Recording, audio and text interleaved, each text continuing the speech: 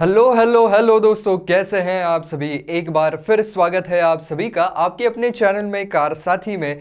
दोस्तों, बात आज हो रही है कि गाड़ी का इंजन ट्यून किया जाता है। इसका मतलब क्या होता है, क्या किया जाता है ट्यूनिंग में। तो जनरली ये इंडिया के अंदर ज़्यादा चलन इस बात का नहीं है, लेकिन आप अगर कहीं फॉरेन कंट्री में जाते हैं तो वहाँ पर ये चीज़ बहुत ज़्यादा चलती है, क्योंकि लोगों को अपने गाड़ी से ज़्यादा पावर चाहिए और उनको जो है वो अपने गाड़ी का इंजन भी चेंज नहीं करना है। तो इसके लिए जो है वो इंजन को रीट्यून किया जाता है। तो कोई भी कंपनी जब गाड़ी बनाती है तब इंजन को जो है वो ट्यून किया जाता है, जो भी उनके जो एफ वहाँ पर एमिशन नॉर्म्स है। इसी के साथ साथ हम बात करें कि गाड़ी के अंदर कितनी पावर उनको देनी है, फ्यूल इकोनॉमी को भी उनको ध्यान में रखना पड़ता है। सारी चीज़ों का बैलेंस रखते हुए कौन सी एक बेस्ट ट्यूनिंग वाले इंजन हम दे सकते हैं जिसके अंदर ज़्यादा रैटलिंग ना हो, जो इंजन जो है वो काफ़ी ज़्यादा स्मूथ चले और उसका नॉइज़ ज़्यादा ना आए और रिलायबल भी हो। तो ये सब कुछ मद्देनज़र रखते हुए कंपनी उसको ट्यून करवाती है। लेकिन कुछ कार एंथुजियास्ट ऐसे होते हैं जिनको फ्यूल इकोनॉमी की और एमिशंस की उतनी ज़्यादा कुछ फ़िक्र नहीं होती है। उनको गाड़ी से पावर चाहिए, उनको गाड़ी से परफॉर्मेंस की ज़्यादा दरकार होती है। तो ऐसे लोग इंजन को ट्यून करवाते हैं। इसके अंदर कौन सी चीज़ें होती हैं इसके बारे में हम चर्चा करने वाले हैं। लेकिन आगे बढ़ने से पहले हमेशा की तरह अगर आप इस चैनल पर नए हैं, अब तक आपने सब्सक्राइब नहीं किया हुआ है, तो दोस्तों इंतज़ार किस बात का कर रहे हैं। ऐसे ही अगर आपको टेक्निकल वीडियोस देखने हैं, दो कार्स की कंपैरिजन देखनी है, रिव्यूज़ देखने हैं, तो दोस्तों बिल्कुल सही जगह पर आए हुए हैं। चैनल को फटाफट सब्सक्राइब कर दीजिए ताकि आप ऐसे ही नए नए और इन्फॉर्मेटिव वीडियो सबसे पहले देख सकें। तो चलिए दोस्तों शुरू करते हैं। तो दोस्तों यहाँ पर इंजन ट्यून करने के लिए जो है वो 5 मेन चीज़ों का जो है वो ट्यून करना बेहद ज़रूरी है। एक है एयर इनटेक, दूसरा है आपका फ्यूल का कॉम्बिनेशन कि क्या रेशो चल रहा है, तीसरा है कंबशन इंजन के अंदर किस तरीके से इग्नाइट हो रहा है फ्यूल, वो चीज़, चौथा है आपकी एग्जॉस्ट सिस्टम, और पांचवी चीज़ तब आती है अगर आपकी गाड़ी वहाँ पर टर्बोचार्ज्ड है। तो टर्बो चार्जिंग के वक्त किस तरीके से जो इंजन से एग्जॉस्ट निकलते हैं उनको फिर से इंजन में डाल करके ज़्यादा से ज़्यादा पावर निकालने की कोशिश की जाती है। तो वो किस तरीके से काम कर रहा है इसके ऊपर भी काम किया जाता है। सबसे पहली शुरुआत वो करते हैं यहाँ पर एयर फिल्टर्स को चेंज करने से।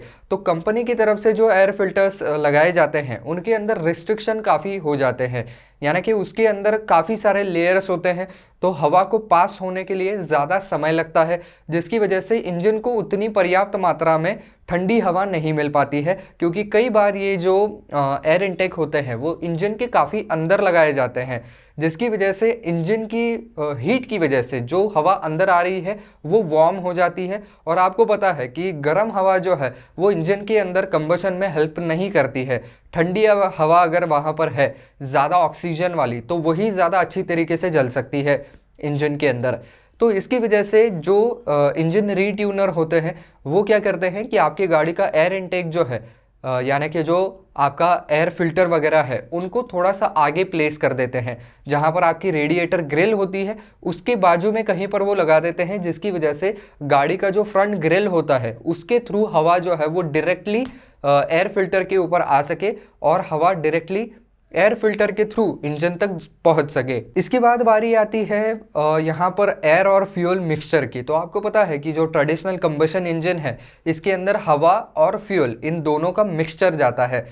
तो ये जो थ्रॉटल बॉडी होती है वो थ्रॉटल बॉडी जो है वो आपके पिस्टन्स के अंदर वहाँ पर एयर और फ्यूल का मिक्सचर कम ज़्यादा करती है। साथ ही साथ यहाँ पर कार्बोरेटर का भी काम होता है, लेकिन आजकल की कुछ गाड़ियों के अंदर कार्बोरेटर नहीं आता है, डायरेक्ट फ्यूल इंजेक्शन सिस्टम आती है।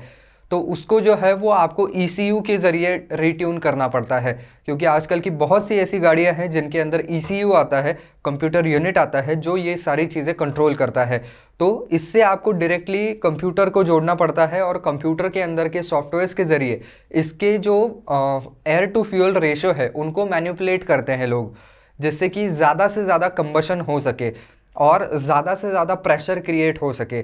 कुछ लोग क्या करते हैं कि अपने थ्रॉटल बॉडी का जो ओपनिंग होता है जिससे कि एयर और फ्यूल जाता है पिस्टन के अंदर, उसको थोड़ा सा बड़ा कर लेते हैं जिससे कि उसका फ्लो बढ़ सके। इससे हालांकि फ्यूल इकोनॉमी को काफ़ी ज़्यादा हैम्पर होता है, लेकिन जिन लोगों को परफॉर्मेंस चाहिए उनको उसकी फ़िक्र ही क्या होती है।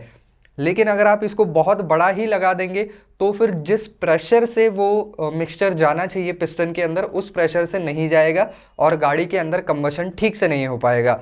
तो इसकी वजह से उसका जो हम कहें कि बोर है, जो सुराख है, वो भी बहुत केयरफुली यहाँ पर चूज़ करना पड़ता है कि कितने बोर का वहाँ पर लगाना है, जिससे कि वेलोसिटी भी कम ना हो उसकी, यानी कि प्रेशर कम ना हो। इसके बाद आती है एक बहुत इम्पॉर्टेंट चीज़, वो ये है कि पिस्टन के अंदर जो है वो कंबशन का टाइमिंग सेट करना।